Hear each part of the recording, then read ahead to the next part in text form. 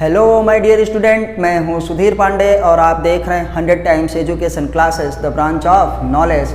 हम लोग पढ़ रहे हैं भैया क्लास 12th की बायोलॉजी चैप्टर नंबर 1, जिसका नाम है रिप्रोडक्शन इन लिविंग्स, मतलब सजीवों में जनन।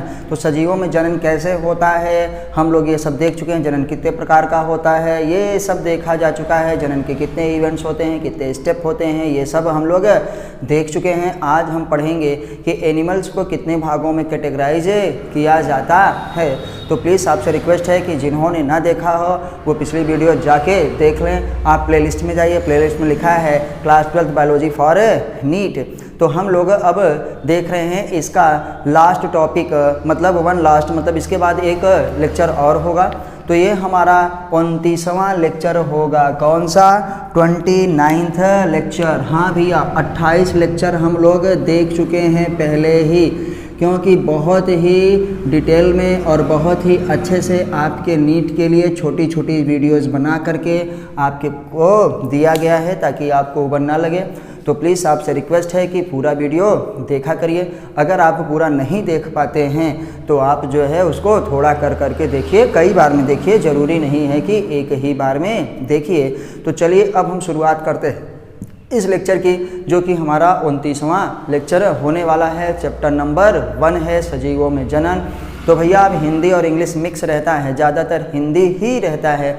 तो जो अभी तक हिंदी वाले कहते थे कि सर इंग्लिश नहीं समझ में आ रही है, तो आप ज़रूर पढ़िए। ये आपके बोर्ड के लिए है, आपके नीट के लिए है, क्योंकि इंग्लिश में तो बहुत सारी वीडियोज़ मिल जाती हैं आपको यूट्यूब पे, हिंदी में बहुत ही कम मिलती हैं। तो इसलिए बच्चों की डिमांड पे हमने हिंदी में किया है। लेकिन बेटा आपको इंग्लिश पढ़ना ही पड़ेगा अगर आप नीट में सेलेक्ट होना चाहते हैं। तो आपको 90 क्वेश्चंस करने रहेंगे 100 क्वेश्चन में। तो 11th और 12th की दोनों की NCERT को मिला करके, तो पहले हम लोग 12th वाली पढ़ रहे हैं, फिर हम लोग 11th वाली पढ़ेंगे, क्योंकि ये थोड़ा बोर्ड से रिलेटेड भी रहता है। तो आइए फिर चलते हैं हम अपने टॉपिक पे। देखिए मैंने पीछे से पहले ही लिख दिया है, ताकि इसलिए लिखे रहते हैं कि ताकि टाइम कम लगे और हम आपको अच्छे से समझा सकें, क्योंकि आपको समझना ही बहुत ज़रूरी है। सिर्फ छापते रहेंगे, सिर्फ लिखते रहेंगे जैसे स्कूल में करते हैं, तो भैया कुछ भी होने वाला नहीं है।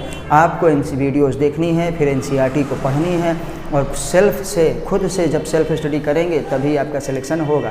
कोई स्कूल वाला, कोई कोचिंग वाला, किसी का स्टडी मटेरियल, कोई यूट्यूबर आपका सिलेक्शन नहीं करवा सकता है।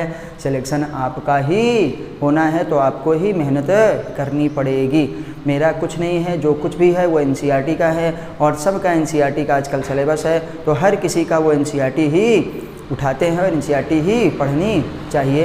तो आइए फिर देखते हैं हम लोग अपना टॉपिक। प्लीज़ चैनल को सब्सक्राइब जरूर करिए और वीडियो को लाइक ज़रूर करिए, अपने दोस्तों के साथ शेयर भी करिए।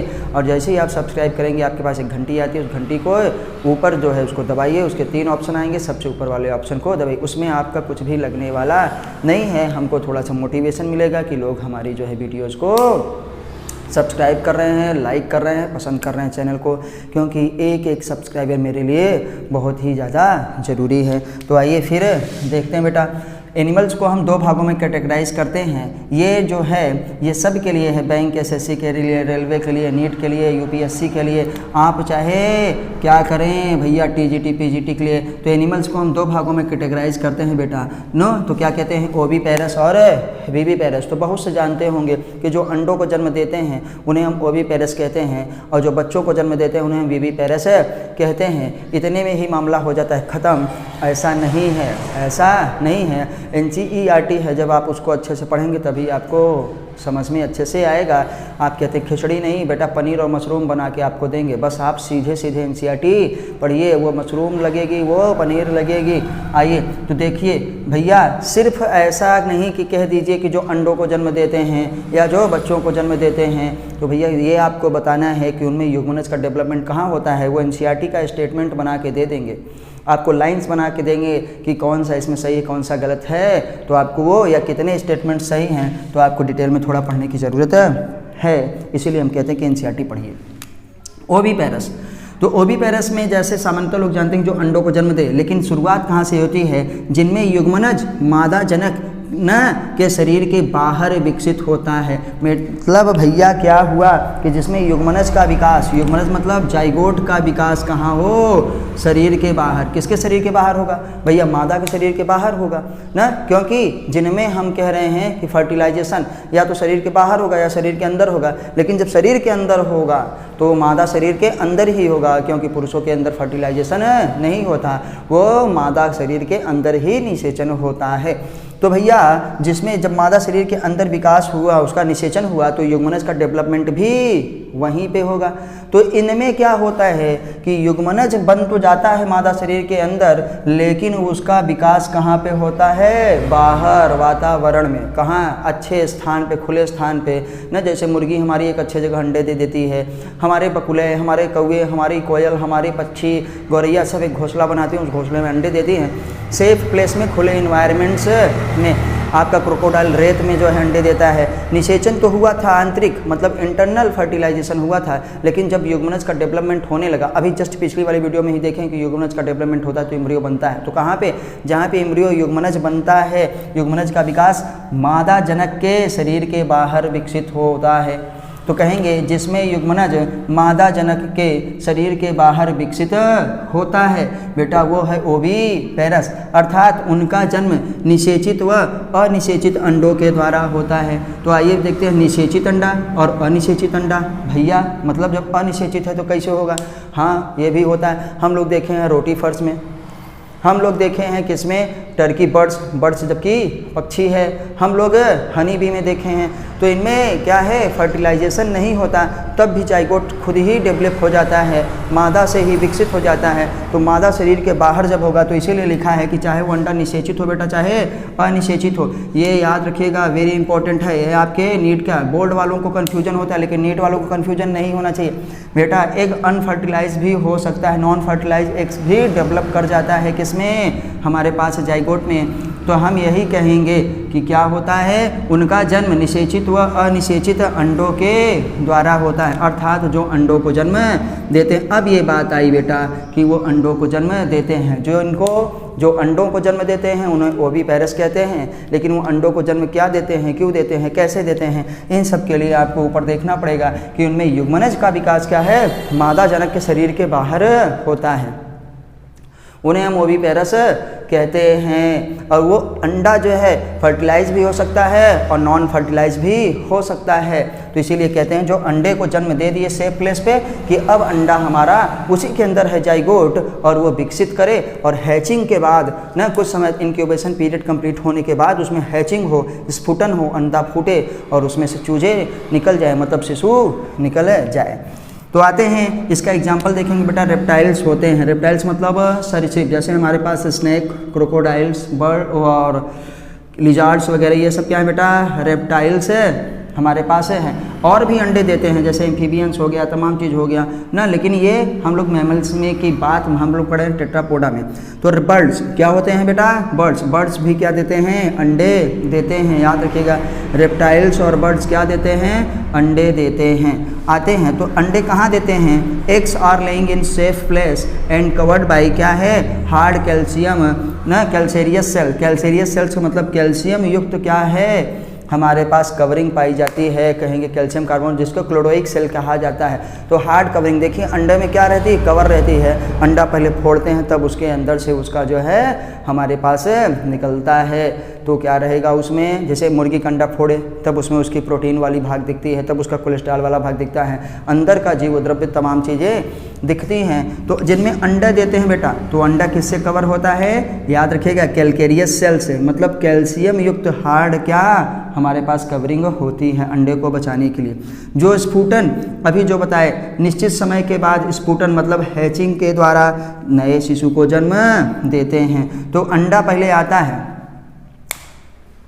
अंडे को कुछ समय तक क्या है, टाइम चाहिए, खुद को प्रिपेयर करता है, हैचिंग करता है। जब उसका पीरियड पूरा हो जाता है तब वही अंडा जो है हैचिंग के द्वारा स्फुटन उसमें होता है, और क्या है, नया सजीव निकल जाता है, नया बच्चा निकल जाता है, नया शिशु निकल जाता है। ये बर्ड्स और रेप्टाइल्स की बात। लेकिन जिसमें डायरेक्ट ही बच्चों का जन्म हो, मतलब जाइगोट का डेवलपमेंट मादा जनक के शरीर के अंदर ही हो, जैसे हम लोगों में क्या होता है, गर्भ के अंदर ही बच्चा विकसित होता है पूर्ण रूप से, उसका एम्ब्रियो विकसित होगा और उसके बाद वो सीधे क्या है, नए शिशु का निर्माण होता है प्रसव के दौरान। प्रसव का मतलब जिसे हम कहते हैं पार्चुलेशन को कॉमन भाषा में हम लोग कहते हैं बेटा डिलीवरी के दौरान। तो पार्चुलेशन मतलब होता है प्रसव। तो जब इनक्यूबेशन पीरियड पूरा कंप्लीट हो जाता है, पूरा का पूरा टाइम कंप्लीट हो जाता है और अच्छे से जाइगोट पूरे एम्ब्रियो में और बच्चा पूर्ण रूप से विकसित हो जाता है, भ्रूण बना, भ्रूण से पूरा बताए ना, ऊतक से अंग और तमाम चीज़ सारी विकसित हो जाती हैं और एक 9 महीने 7 दिन बाद नए शिशु का निर्माण हो चुका होता है कंप्लीटली। तो उसके बाद किसी भी टाइम पे डिलीवरी हो सकती है। तो हम कहेंगे कि जब क्या होता है हमारे पास, जिसमें युग्मनज मादा जनक के शरीर के अंदर विकसित होता है, तो आपसे वो क्वेश्चन क्या पूछेंगे, भैया बेबी पेरस क्या होता है? तो हम कहेंगे जो शिशु को जन्म देता है। तो कहेंगे बेबी पेरस में युग्मनज का विकास कहाँ पे होता है? तो अगर ये लाइन नहीं पढ़े रहेंगे एनसीईआरटी को तो फिर नहीं कर पाएंगे। तो इसका मतलब ये होता है कि उसमें युग्मनज का विकास मादा शरीर के अंदर ही होता है। और इसमें पूछ लेंगे कि बताइए भैया, आप कह देंगे कि जो अंडों को जन्म देते हैं, तो इसमें पूछ लेंगे बताइए युग्मनज का विकास कहाँ होता है? तो आप दिमाग में लगाएंगे हुआ तो था अंदर ही। नहीं बेटा, अंदर नहीं हुआ था, बाहर हुआ था, अंडे में ही। युग्मनज का विकास कहाँ होता है? जब अंडे के अंदर हो, मादा शरीर के बाहर, तो उसे हम अंडप्रजक कहते हैं। और जब युग्मनज का विकास कहाँ पे हो? मादा जनक के शरीर के अंदर, तो अब हम उसे बेबी पेरस कहते हैं। हाँ, बेबी पेरस वाले क्या करते हैं? शिशु को जन्म देते हैं। किसके द्वारा? प्रसव के द्वारा।